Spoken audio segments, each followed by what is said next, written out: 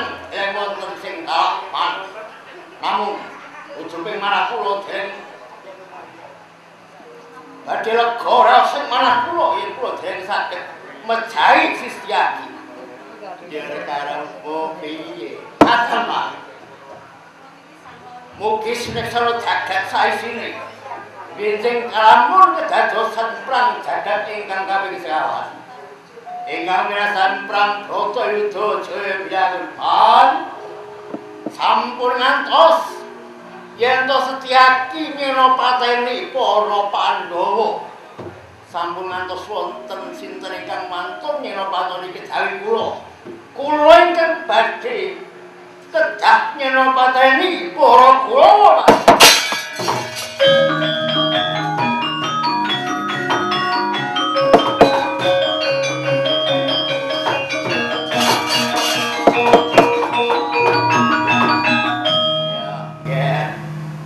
Merasa kuwi mau dudu suarane udan sinemeni ning suarane jagat raya kang padha nyekseni sumpah. Wis kok. Nggih. Pun kula lega. Yen ngono ayo tak ganti mundur sawetara. Suarane udan.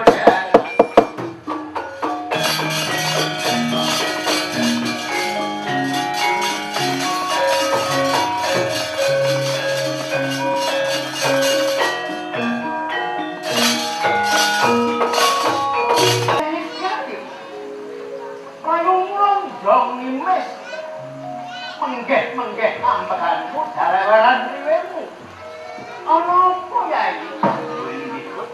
Anda dosa kawuringan dan ora rabu. Kita dipun mengke kemawon pokok dan kakang kuring pampukulan kakak kuring sopan. Panjenengan lho iki wonten ingkang kawon wonten ing timpang. Oh mangkono banjur kate makaten dereng ora sing malah luwih kula dereng saged mrawasa kakang kulo ingkang saking menika mugi sineksana dinding kelang kampahan perang jagat ingkang kawas ingkang minasan karata Jaya Biyangun kan Prabu yen Kurawa ingkang nyenopateni kakang Gusti mugi kula dipun menangaken senopati nyenopateni para Pandhawa jagat kedayan.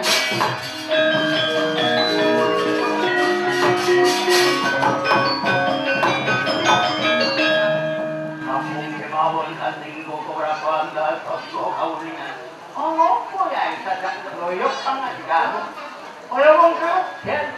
Awul ringgih cepatipun mugi boten lamuhan dados kawuningan kalahan menika para Kurawa sami baris pendhem.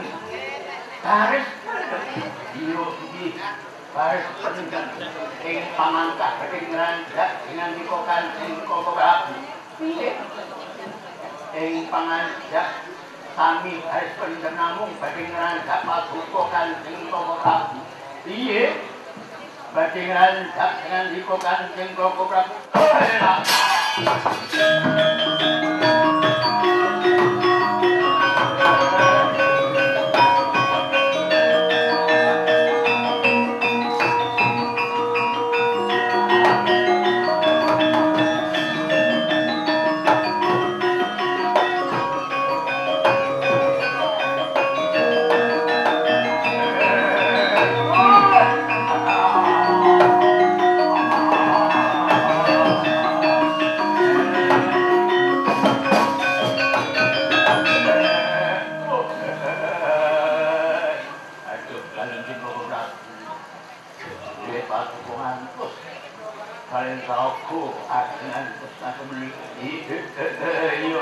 Ayo, tak gendong, tak jangkai, koroko.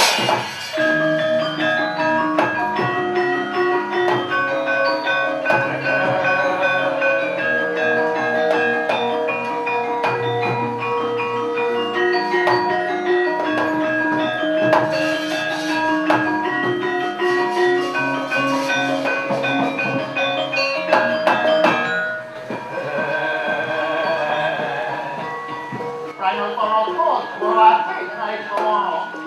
Lupi mirip aturnya kan, dan setiaki. Kaget, Runiman Toyo, Runyos sekali. Rariwe, Andrewer, Raya Kenasko, Pansemoto, Nyampe. Musuh koke kau, kasih belau. Gunung, gunung, bawe, kali. Apa karena ngantuk rugi akan pulau aku untuk menjaga desa. Mantap orang kantor kulit gunting, amdong, campur, anduk.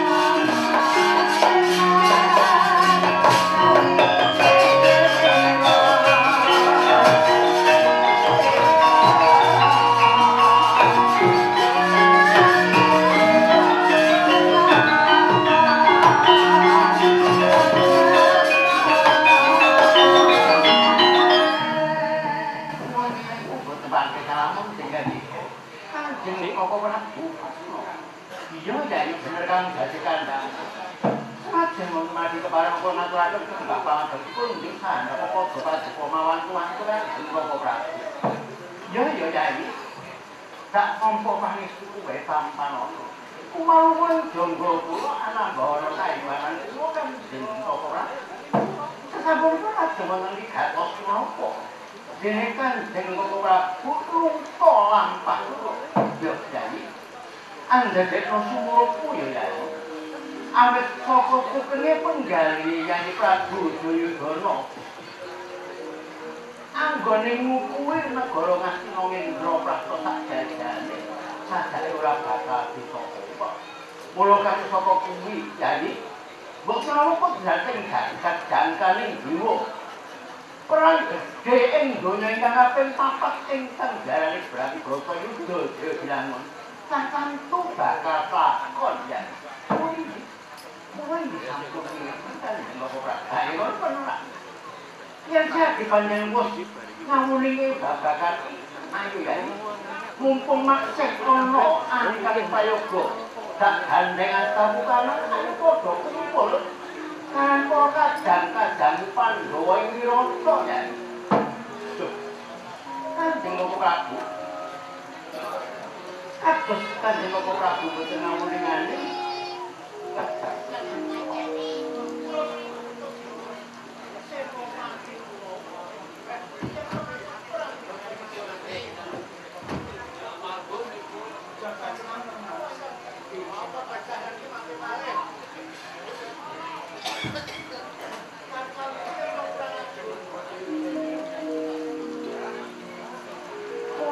badhe nyelopake rikala kula.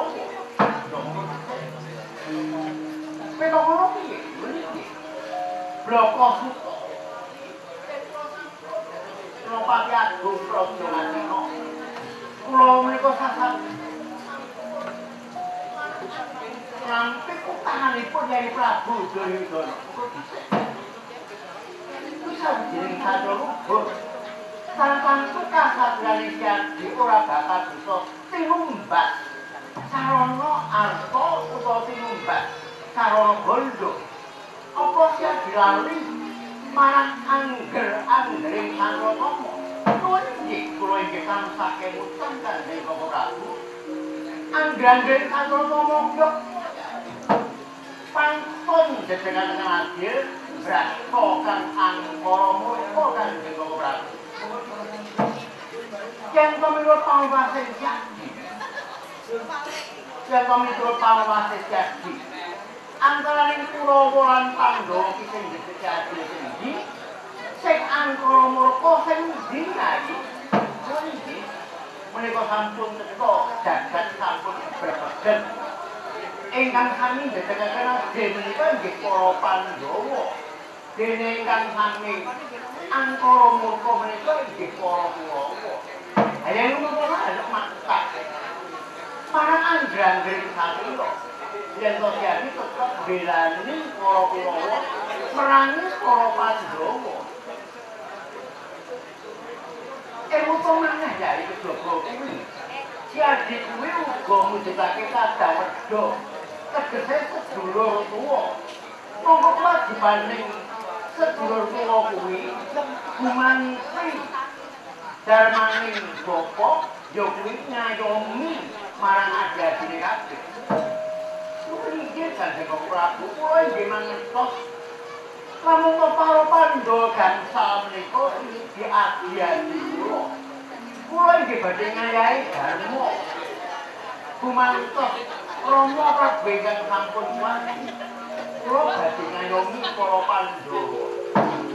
Harap saya gempung rasane tunggalipun. Siji Kyadi nelake lamun tetep suwita ning Ngastina tegese dadi Senopati Kurawa. Kabeh pindho Kyadi uga bakal lenggahi dalemaning satya. Jenenge adil punah kang angkara murka.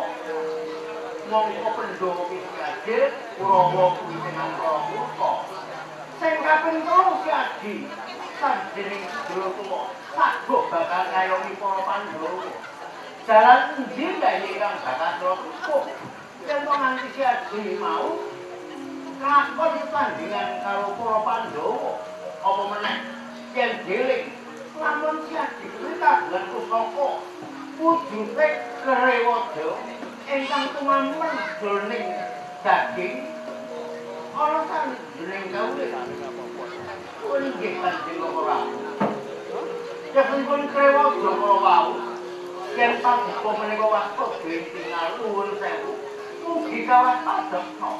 Aduh Yai katon dalan rak ingkang mesti desa Panggamu gek bakal coba ingkang tempuh Yai nembe kemawon pusaka krewaja ingkang sumanem kalenggangan daping kulit sandawining jedaging menika sampun tempel kula beset kula aturaken kondur dumateng ingkang kepareng maringi lumantar panjenenganipun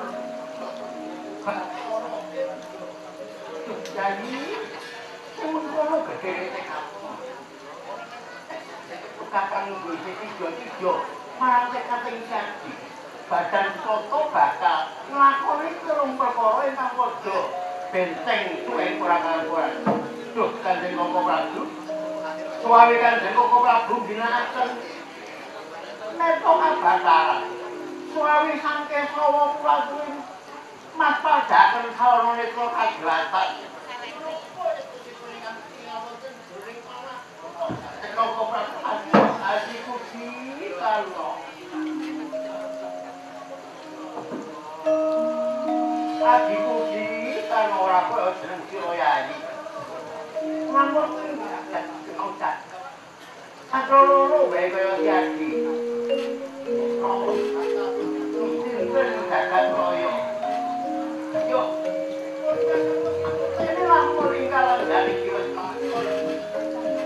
Ana medhare kuwi di sini kabeh jagat padha ngundangake lamun to Prabu karo kuwi balane Kurawa. Balane wong Angkara murka. Lamun Prabu karo kuwi tulika enang grandring satya tapa. Dewa Yai pun kakang bakal ngenteni babagan Yai. Muga-muga Yai Perman kulo iki mau bakal bisa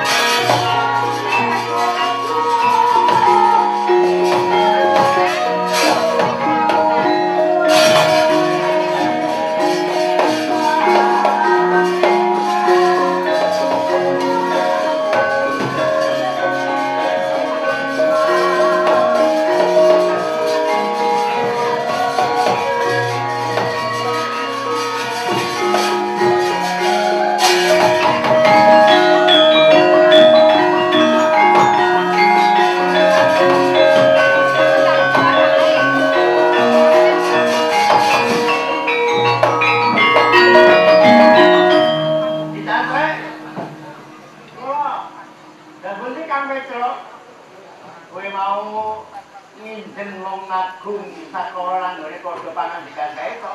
Nggih. Kowe ngerti. Tata kramane Subasitane ngerti. Ya. Ya jelas boten. Nah, betul. Lho, masih kudu sing gampang ngono. Ayo budelane dhewe iki ya ngono dhuwure. Yang tingkatan ratu empuk karo ratu arok. Wah, wis mau tatanane dhewe-dhewe. Coba kae mau Prabu Karno wis nadani batir melu ngasino petuk juk ning dalan karo panjenengane Kanjeng Koko Prabu nyembah. Nah, jeng kenging diconco ngoten niku. Lah iya, bapak ngandikane mangke. Dan niku kula sing boten jok sebab basa niku kanggene kula rada anyel. Ngene ya. Tidak akeh tak gamblangake. Ben kabeh bebayan ngerti, bocah-bocah pemuda, mahasiswa remaja iki padha ngerti ngono. Lah pundi? Kowe mau satutamane Prabu Kresna karo Prabu Karna. Sing dirembuk bakal dumadi perang Bratayuda Dewa Sinangun. Akan terjadi perang besar yang disebut perang Bharatayuda. Oh nggih. Lajeng lah Prabu Karna kuwi mapan ning telung panggonan. Ya. Kok telung panggonan terpundi? Siji panjenengan iki Senopati Kurawa, kudu belani Kurawa. Mimpin perang Kurawa. Ya, dadi panglima. Sing kaping pindho panjenengan iki tetep nglenggahi tegese melaksanakan Dharma Satya Utama. Nah, lek ngoten iki kula teka ngangge bahasa Indonesia. Melaksanakan Dharma Satya Utama. Siji bakal braswa memberantas angkara murka, jejetne adil menegakkan keadilan ngono. Kuwi dharmane Satya Utama. Lho, jaman kok antara Kurawa lan Pandhawa lek perang iku lak dadi musuh. Lah iya. Jalan ngoten apa saged ngadosi nglampahi janjinipun dados Satya Utama. Lah, iki mau nembe teka ning kono. Ora mung bae. Yen dadi Satya Utama kudu dhisik adil, brasa murka, cetok Prabu Karna sagu. Sing kaping 3 iki babagan sosial budaya tak omongi. Prabu Kresna kuwi mujudake sedulur tuwa para Pandhawa 5. Sedulur tuwa para Pandhawa 5. Lah adate sedulur tuwa kuwi kudu ngrumanti ganteni bapak sing wis wadi. Oh, ngoten. Yo, apa wae? Nggih kok menawi nggih ngayomi, melindungi gitu. Gedhekke, golekne pangan sak piturute niku. Lah, pinter kowe. Ning tulung perkara kuwi mau menurut panjenengane Kanjeng Sinuwun ing Dwarawati kok angka bisa lakon. Dan nggih kula nggih gumun. Wong siji wong nglakoni selalu. Kula niku ngayahi rong persoalan mawon kok angel. Rong persoalan apa? Lah niku kula sing omah kidul sing omah lor mek ngut. Lek nuruti sing omah lor sing kidul mek ngut. Iki ra bidoro kok piye? Lah kita keadaan niku mereka nggih terpengaruh. Oh, ucap iki poligami tapi cilik. Lah kene ngurusi wong loro mawon kok repot. Senin nganti Rebo malor, Kemis nganti Sabtu omah kidul. Minggu apa ubah-ubah iki. Wah, ujur ngono kuwi. Mulane niku sing genah lek pancen ora iso adil ya dirabi meneh ngono. Lah nyatane nggih kasus-kasuse saged saiki pikiran untuk bawa babagan kuwi yen kuwi iso adil. Wong rabi ngono wujudake proses, ya ora. Rabi ku proses. Proses niku napa? Ya iki gulune kejadian kuwi. Wong rabi ora bakal perlu ganyu wong wadon, kowe sak rabi dadi bojoku ya. Ya gemplong tenan kowe. Dadal pundi? Arep mesti menjalin cinta kasih kok. Ora. Kowe mesti menjalin cinta kasih, gegemitan ora ketok bojomu kuwi jenenge selingkuh, ngono. Nggih. Dadi sakniki ning poligami niku mesti disisiki selingkuh ngono to, Kak. Ya nek menurut aku ora bakal. Mergo gabung karo ragil kuning rabi ya ora didahului dengan perselingkuhan. Mulane menurut aku ya itu dosa banget. Wah, ngoten. Apik gatok ngono. Pasen ngono perkarane kuwi. Dadi ya sing padha ngerti aja gampang-gampang anggonmu ngedung wah adil pokoke aku iki aku iki adil. Adil ukurane harus rabi. Lah ya kuwi saya rabi takon lah iso diitung. Yang niku mirip kok duwe sepeda siji man kula budal bareng karo wong loro kuwi repot sijine tak nek mburi sijine tak nek ngarep. Lah sing mburi lewat. Sewa piye? Lah kewote niku ibake sing ngarep niku mesen dhisik niku padahal sing enom niku. Ngono iki malah saya kurang ajar. Saiki kupitekno ya.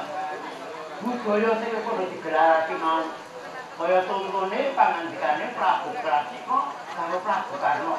Ingkang mungguh sinadi kan disebut Sandi Pamukawedhan. Ya iki lho, luhuring budaya Jawa. Ya, luhuring budaya Jawa iki. Paling ora gampang diterima, ora gampang apa kuwi dilakoni disemak.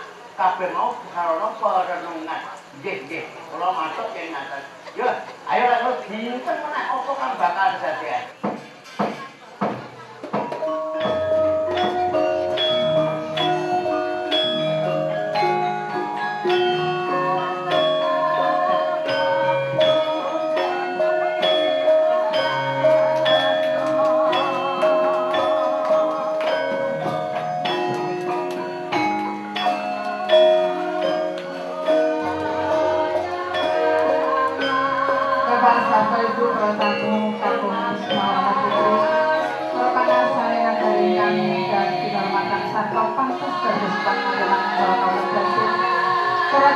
Ingkang lebdo ing sastra lan perkajan punika Sriman lan Sengati ing Kota Madrasah lan sakubenipun mekaten wiwit purwa madya usananing dadi mesti budaya anggenya anggelar palang agung salebetipun tanggap kasonan pisan matur kuning panuwun anggen panjenengan sami kersa nderekaken jenengan tumapaken pagelaran wiwit purwa madya usananing dadi wekasan yen to panjenengan badhe kasdu lelenggahan ngantos enjang-enjang dipun sumanggaaken ewadene yen to panjenengan kagem ingkang satumuli badhe kundur namung nderekaken sugeng kundur sugeng kepanjang kalian keluarga mugi ing samadhi kundur nyarsani kanthi mengko ing kayon kami mekaten acara pangan kalau tutup kaliwasan wabillahi taufiq wal hidayah wassalamualaikum warahmatullahi wabarakatuh nuwun kawula nuwun